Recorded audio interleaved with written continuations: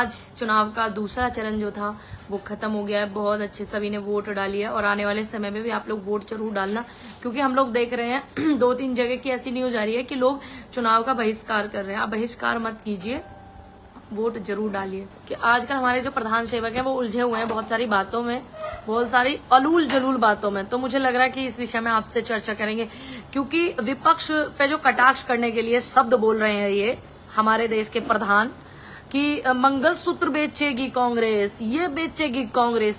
पहले तो मैं आपसे पूछना चाहती हूँ साहेब कि आपने जशोदा बहन के मंगलसूत्र का ध्यान रखा? बताइए जरा। क्या आपने इन देश के जो युवा हमारे बेरोजगार घूम रहे हैं उनका ध्यान रखा?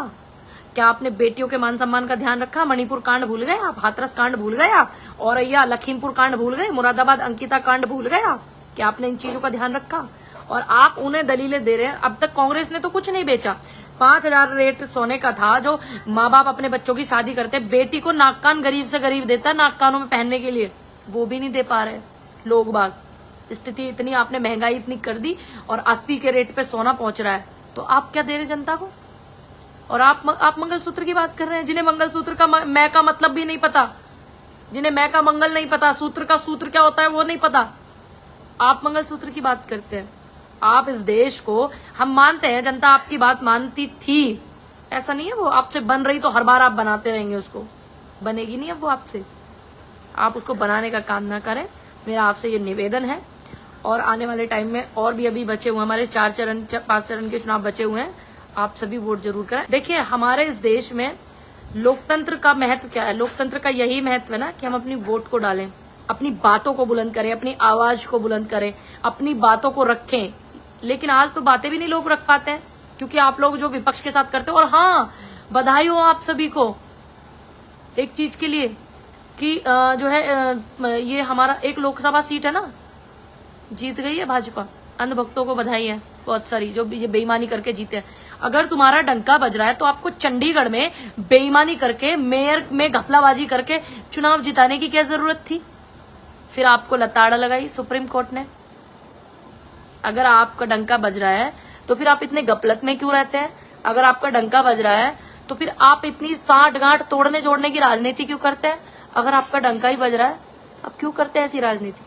नमस्ते बहन जी, संजीव पवार जी को नमस्कार, शिवराम गुजर जी, राम राम जी, राम राम जी, मैं बिल्कुल अच्छी हूँ।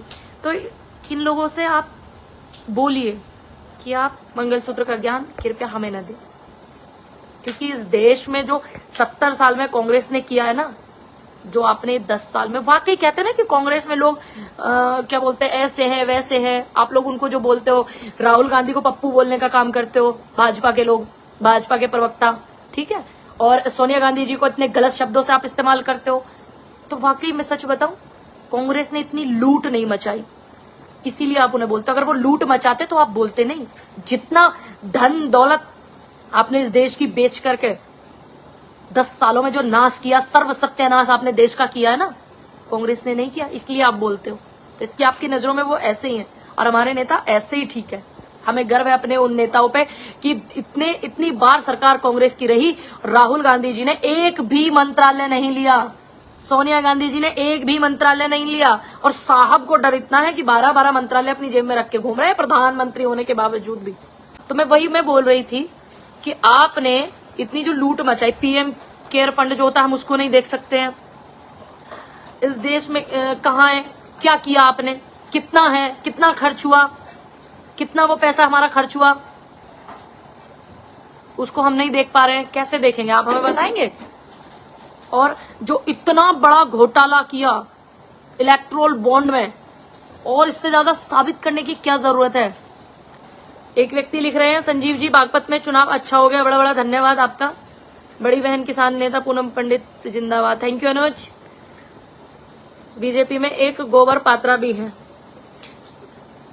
देखिए ये भाई का कमेंट आ रहा, प्रताप नारायण जी, कोई बात नहीं, आपकी मैं भावनाएं समझ रही हूँ, लेकिन शब्दों की मर्यादा जरूर रखनी चाहिए।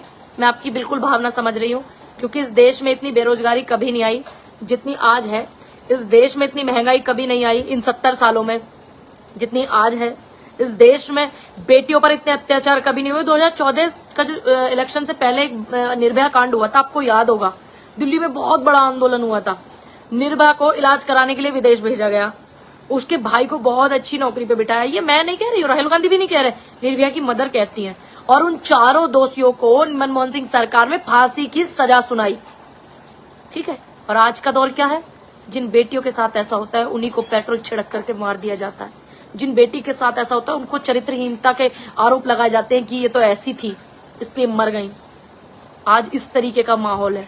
मेरा निवेदन है आपसे कि आप ज्यादा से ज्यादा वोट करें, इस देश हित में करें, लोकतंत्र को बचाने के लिए वोट करें, संविधान को बचाने के लिए वोट करें, हम जैसी बहन बेटी मणिपुर जैसी बेटियों के लिए वोट करें इस देश में। और एक और बात, चुनाव आयोग, एक लाइन तो मैं बताना ही भूल गई, अगर भगवान के नाम पे, ईष्ट के नाम पे, आराध्या के नाम पे वोट लिया जाता है या धर्म के नाम पे वोट लिया जाता है तो वो 6 साल तक चुनाव नहीं लड़ सकता व्यक्ति। देश के प्रधानमंत्री जी, अभी 29 तारीख को सुनवाई है उनकी कोर्ट में, उन्होंने भी ऐसा किया। एक वकील ने याचिका दायर की है, मैं सैल्यूट करती हूँ ऐसे वकील को। और मेरा निवेदन है चीफ जस्टिस से, हमारे जो चीफ जस्टिस ऑफ इंडिया है चंद्रचूड़ जी, उनसे कि बहुत अच्छे से आप निर्णय लेंगे, हमें आपसे ये उम्मीद है। 6 साल तक वो व्यक्ति चुनाव नहीं लड़ सकता जो अपने धर्म के नाम पर वोट मांगता है, राम के नाम पे, सीता के नाम पे, कृष्ण के नाम पे, वो 6 साल तक चुनाव नहीं लड़ सकता। निर्णय आने वाला है, देखते हैं आगे क्या होगा। आप अपना ख्याल रखिए, हंसते रहिए, मुस्कुराते रहिए।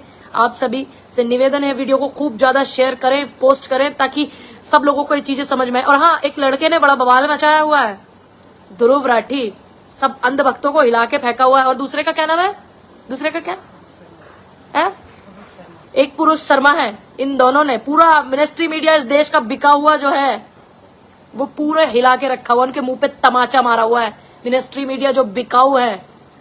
थैंक यू शहाबुद्दीन जी, हमारे महासचिव हैं, राष्ट्रीय गरीब वंचितों की आवाज उठाने वाली बड़ी बहन पूनम पंडित जिंदाबाद। Thank you. मिनिस्ट्री मीडिया जो बिका हुआ है उसके मुंह पे करारा तमाचा मारा है इन दोनों नौजवानों ने। अंधभक्त कह रहे हिम्मत है तो भारत आके दिखाओ, और वो भाई भारत में ही घूम रहा है, उसका वीडियो देख रही थी मैं। सैल्यूट भाई आपको कि आप देश के चौथे मीडिया का काम कर रहे हैं, बाहर रहकर भी आप अपने देश की इतने ध्यान, इतना ख्याल रख रहे हैं कि आप जो आपका काम है उसको जिम्मेदारी से कर रहे हैं। ध्रुव राठी और पुरुष शर्मा जो है, बहुत सारे जो लोग फेसबुक चलाते हैं उनसे भी मेरा निवेदन है कि इस देश हित में चाहे आप एक पोस्ट करें, अगर एक पोस्ट को आप लाइक करते हैं, कमेंट करते हैं, वो भी आपका योगदान होता है, तो आप ऐसा ही करें। थैंक यू सो मच, नमस्कार, राम राम, जय हिंद, जय भारत। हंसते रहिए, मुस्कुराते रहिए। मिलते हैं कल इसी टाइम एक नई वीडियो के साथ में, और मैं आ रही हूँ बहुत जल्दी ग्वालियर और मुरैना आप सभी से मिलने के लिए चुनाव प्रचार में। पूनम जी आप कहाँ से हो, आपने कहाँ वोटिंग किया? मैंने वोटिंग किया अपने गांव में, मैं गांव में ही रहती हूँ, मेरा गांव है बुलंदशहर जिले में, मैंने वहीं किया। लोकसभा मेरी गौतम बुद्ध नगर है और मैंने वहां पे वोटिंग किया अपने गांव में। और सबसे खास बात जो थी आज की वो ये थी कि मैंने उस स्कूल में जाकर के वोटिंग किया जहां से मैंने शिक्षा लिया। मुझे बेहद खुशी होती है जब भी मैं चुनाव में जाती हूँ तो मुझे वहीं जाना होता है। लोग बोलते हैं अपना वोट यहाँ का बनवा लो, वहां का मैं नहीं बनवाने वाली हूँ, मुझे अच्छा लगता है गाँव में। चलिए आप अपना ख्याल रखिए, हंसते रहिए।